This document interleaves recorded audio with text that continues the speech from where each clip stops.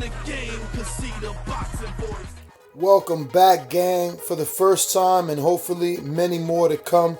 Don't forget to subscribe to the YouTube channel and click on the notifications right here, this little bell, so you can get those emails every time we go live. Peace.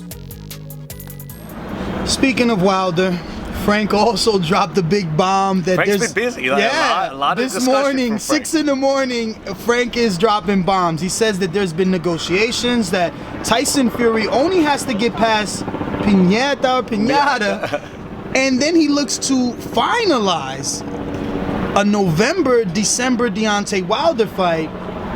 Obviously, well, I guess we have to address Eddie's other innuendos and assumptions in the media that Wilder is not legally contracted to Showtime. Is he or is he?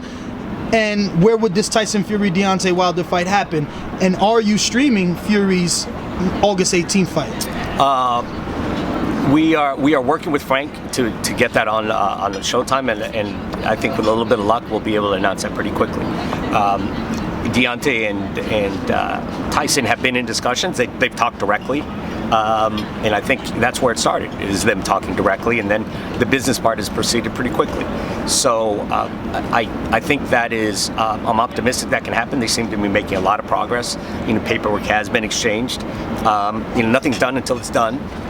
So wait to see that. But again, you seem to have both two motivated fighters and two guys who think it makes sense to do that fight next. Now, Tyson getting through August 18th is a big part of it, as well as how he feels. It'll just be a second fight back, so a lot, I think, depends on how he feels that night, whether he feels ready to go into a fight with Deontay Wilder next.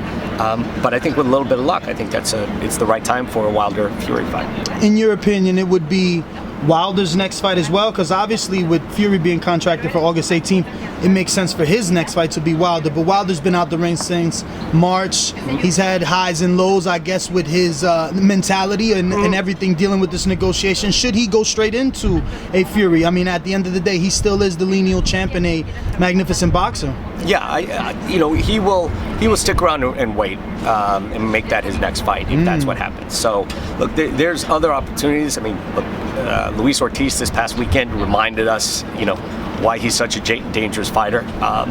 There's Brazil out there. Eddie's been vocal about some other opponents that he wants to put in the mix. So there are other options, but I think Deontay's focused on Tyson Fury because that's probably the biggest splash he can make at this point. Now, speaking of options, Eddie has this war chest of money and he's throwing it out.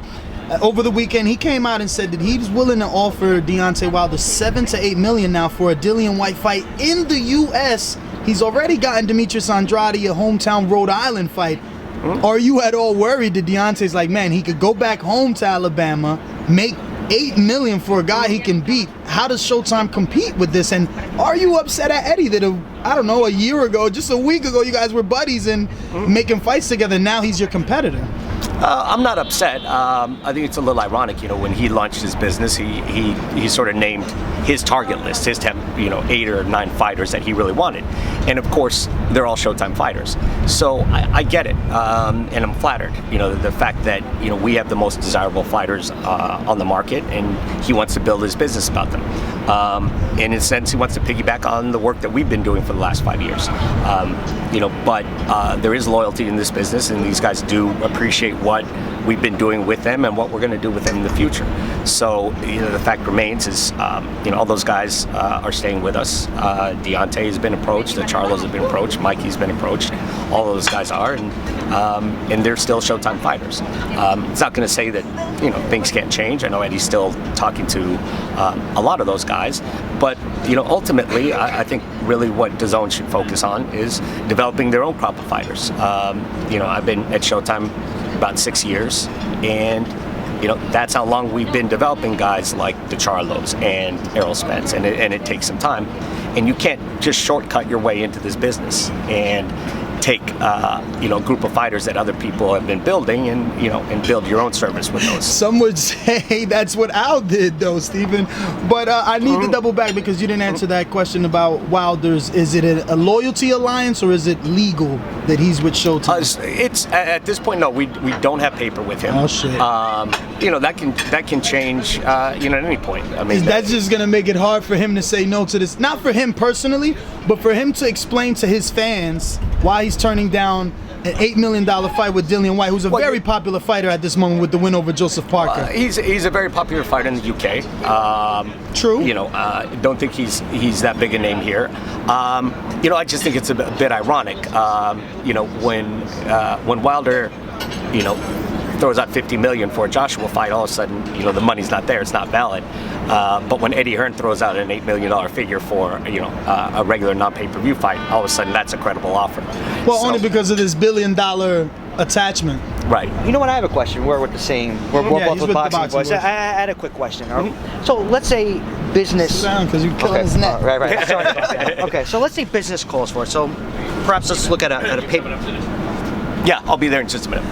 A pay-per-view type event, Deontay Wilder. And oh my God, he doesn't have much time. And Anthony Joshua. If you're gonna talk pay-per-view, we gotta talk about this Mikey thing. If the fight is large enough to work on a co-promoted event with either an arm of DAZN or it's never gonna happen. It's a streaming app or ESPN pay-per-view, where let's say hypothetically, no chance. You could show the fight live and they could show a. Zero. I got a better question. Okay. I got a better. Okay. When could we make Showtime Anytime the same as ESPN and DAZN? Why are we not developing with your pre-existing subscribers? Who says we're not? Who says we're not? There's a lot of things happening, and that it wouldn't be the first time somebody approached us with that idea, or came up with the idea. But back to your question, I think the danger in the market right now is with all these platforms is that there is sort of segmentation and fragmentation, and that includes us. To the extent that that's a threat, we can be part of the problem, we can be part of the solution. I think the way I look at it, both from our perspective for others, if it's a guy that, like Deontay Wilder, we've done 10 fights with, and have invested a lot of money on, that's not a guy that we're going to, let go somewhere else or, split the upside. Okay. If it's a guy, if you told me, you just use an example, Terrence Crawford with ESPN or Anthony Joshua with DAZN. Correct. They don't have 10 fights and tens of millions of dollars in bonuses. So I would say it's not unfair to say, hey, can you let those guys go, occasionally? And there's even guys that we could let go. If it's someone, but if you look at guys like, the Charlos, for example, cornerstones.